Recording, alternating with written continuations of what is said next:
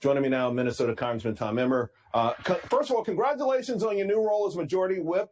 I can't wait for some of the ideas that you're going to bring to that job. But I want to talk about this because you've been at the forefront of this long before the you-know-what hit the fan. Let's start by playing a portion of a recording of a conversation that was recalled by CME President Terry Duffy. And it's got some shocking things in here about a conversation he had with Sam Bankman-Fried. Take a listen.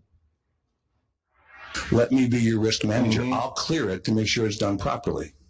He says, well, you won't deploy my model. I said, your model is crap. Why would I deploy a model that's going to introduce risk to the system? He turned me down, flat out turned me down. And that's right away I said to him, I said, you know what, you're a fraud. You're an absolute fraud. I went to Congress.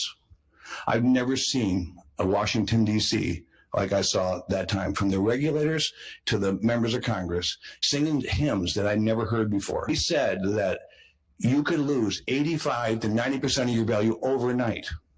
And I said, he will not commit to keeping this just to crypto. I said, the reason is because he wants to deploy it across all asset classes. I said, that is a biblical disaster if you people allow this to happen. I guess the question, Congressman, is why did you people allow this to happen?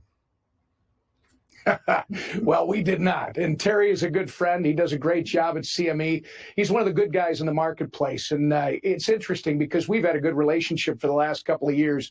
You can ask Terry. My office has been heavily involved in this area, as you know, Charles, for more than just the last couple of years. We've been heavily involved since I came to Congress several years ago. Terry never said that directly to me, but I'll tell you what.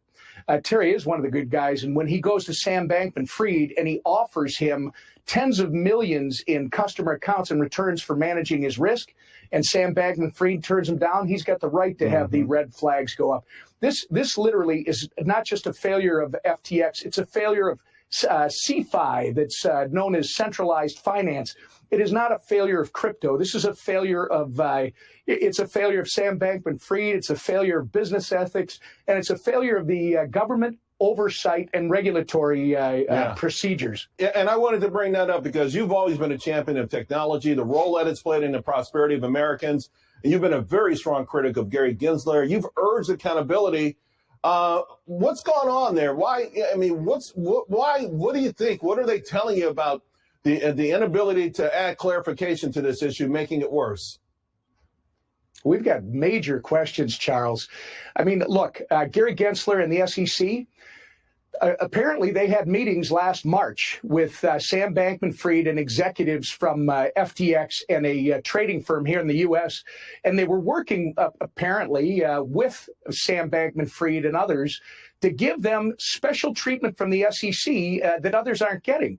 And they announced a partnership with this trading firm last April. We kept trying to find out what exactly the partnership is all about.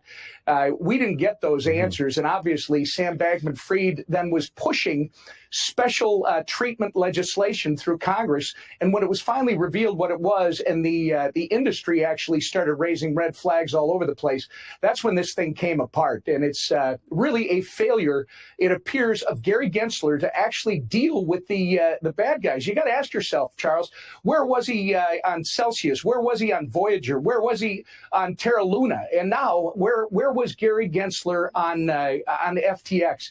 Yeah. This is exactly what he's supposed to be doing. And Terry was talking about that. What is the regulator responsible for this doing, going after good actors in the community and working backroom deals, it appears, with people who are doing nefarious things? Representative, we got less than a minute to go, about 30 seconds. Sam Bankman-Fried supposed to be at a New York Times Deal Book Conference. Last I looked yesterday, he was still on the program, but they also added Ben Affleck. I don't know what that's all about, but I mean, he's still being feted by parts of the industry as some sort of wonder kind. I mean, what the heck is going on? Charles, the New York Times is not the industry. I've stopped trying to understand the New York Times. They wrote a puff piece on him within the last week for some reason. Here's a guy who mismanaged funds, it appears. There's, a million investors out there. There's $10 billion, that $8 to $10 billion We need to get to the bottom of this. We need to understand why Gary Gensler and the SEC were not doing their job. We need to understand how this was allowed to get to the point where people and their savings are getting hurt. That's exactly what the regulator is supposed to be taking care of. And by the way, it's not about crypto. Remember, this is about centralized finance. DeFi is the point. They're going after decentralized finance. This is not what it's about. It's not about the crypto industry. This is about Sam Bankman-Fried. It's about the regulator, Gary Gensler, and it's about centralized finance, which needs to be brought under our regulatory umbrella. And Gary Gensler has done nothing to make that happen. And I really hope you guys bring in Silicon Valley, which I think plays a major role in this, and a whole bunch of other things that have ripped off the American public. Congressman, again, congratulations. I'm glad you came on the show. Thank you. Thanks, Charles. All righty.